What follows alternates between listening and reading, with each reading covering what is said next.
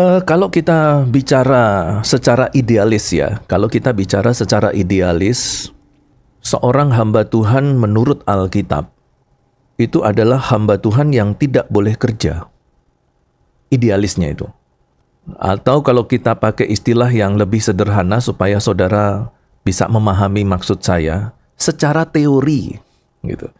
Hamba Tuhan itu tidak boleh kerja. Kalau seseorang dipanggil menjadi hamba Tuhan, dia harus menjadi hamba Tuhan full timer. Menyerahkan seluruh kehidupannya untuk Tuhan, dan nanti Tuhan yang akan memelihara mereka. Nah, tetapi dalam situasi kondisi yang terus bergerak dan berubah, gereja pun mengalami perubahan. Dan perubahan yang gereja alami itu terkadang disadari oleh gereja, terkadang gereja juga tidak menyadari kalau diri mereka sudah berubah. Nah, perubahan itu juga menyangkut perubahan doktrin, perubahan pengajaran, dan perubahan bagaimana menginterpretasikan firman Tuhan. Yang tadinya perpuluhan itu harus dijalankan sesuai firman Tuhan, perpuluhan tidak dijalankan sesuai firman Tuhan. Akhirnya, sebagian dari hamba Tuhan terlantar hidupnya karena kebutuhannya tidak terpenuhi.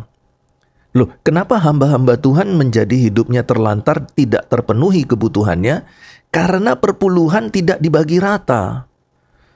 Seorang hamba Tuhan, dia juga butuh makan, dia punya istri, anaknya perlu mendapatkan asupan susu, tetapi tidak mendapatkan perpuluhan, mau tidak mau, dalam tanda petik, terpaksa kerja.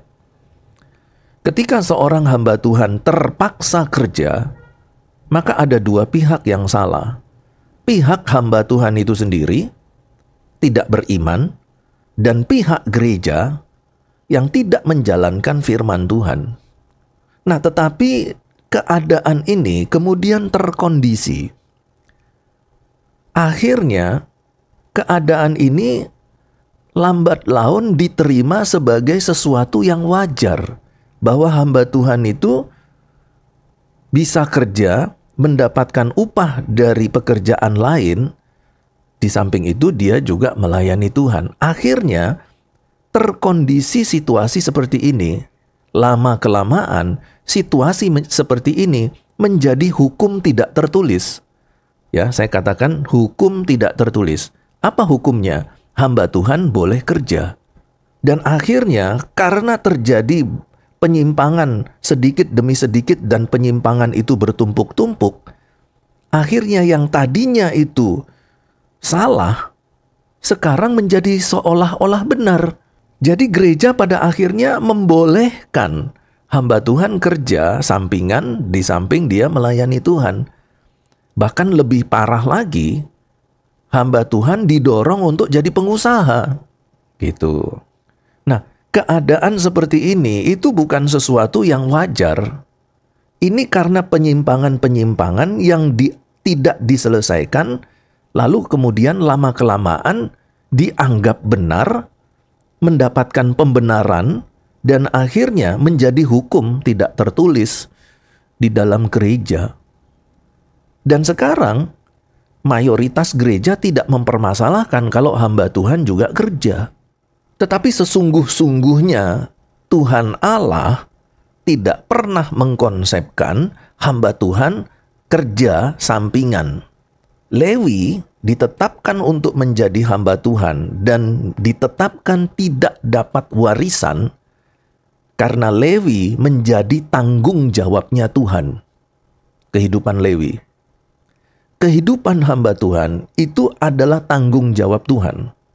Dan karena itu Tuhan kemudian menetapkan hukum perpuluhan.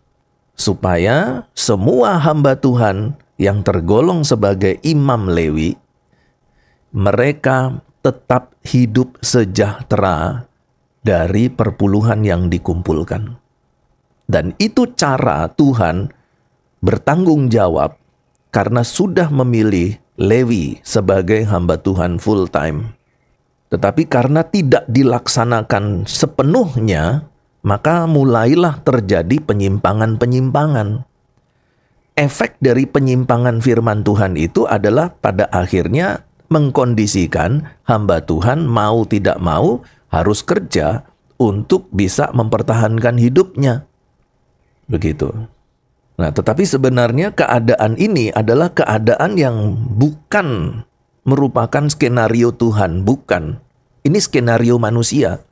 Ini skenario manusia, bukan skenario Tuhan. Pak, itu bagaimana, Pak? Itu Paulus. Dia membuat tenda. Dia bekerja sebagai pembuat tenda. Nah, ini karena orang itu eksegesinya tidak benar, jadi tafsirnya salah. Memakai ayat ini untuk membenarkan diri bahwa hamba Tuhan boleh cari uang sampingan selain melayani Tuhan. Nah, itu salah. Karena sebenarnya ayat ini memberikan tekanan apa? Paulus mengalami kesulitan keuangan untuk pelayanan, dan jemaat juga mengalami kesulitan keuangan sehingga tidak bisa menopang Paulus. Dan di sisi yang lain, Paulus juga membutuhkan dana supaya pelayanannya tetap berjalan. Karena itu, Paulus membuat tenda. Dan apa yang dilakukan Paulus ini hanya sementara. Sementara. Ketika dana sudah terkumpul, maka dana sepenuhnya untuk pelayanan, dan dia berhenti membuat tenda. Kesalahan eksegesinya akhirnya menjadi kesalahan penafsiran. Oh, berarti Paulus kerja juga selain dia melayani. Ayo kita rame-rame kerja juga. Lalu mereka juga mengatakan, lihat, Paulus juga cari duit. Ayo kita rame-rame cari duit. Tetapi cari duitnya Paulus untuk pelayanan, cari duitnya hamba Tuhan untuk kekayaan diri sendiri, untuk memenuhi kebutuhan keluarga, bahkan sangat sedikit dipakai untuk pelayanan. Jadi kalau ada hamba Tuhan kerja, itu untuk kebutuhannya. Kebutuhan keluarga, kebutuhan diri sendiri, beli mobil, tambah HP, dalam versi yang baru. Paulus enggak. Paulus membuat tenda 100% uangnya untuk pelayanan. Sekarang saya mau tanya, ada enggak hamba Tuhan yang kerja sampingan seluruh uangnya untuk pelayanan? Enggak ada. Enggak ada yang rela. Bayangkan saja betapa carut marutnya gereja, konsep hamba Tuhan dalam kekristenan modern. Lalu kamu katakan bahwa gereja baik-baik saja? Kekristenan baik-baik saja? Kekristenan dan gereja ini sudah berantakan. Coba bagaimana cara meluruskannya? Mengembalikan kepada posisi semula. Sulit. Karena semua yang salah itu sudah dianggap sebagai satu kebenaran. Dan kalau kita mengatakan itu salah, maka kita menjadi musuh gereja.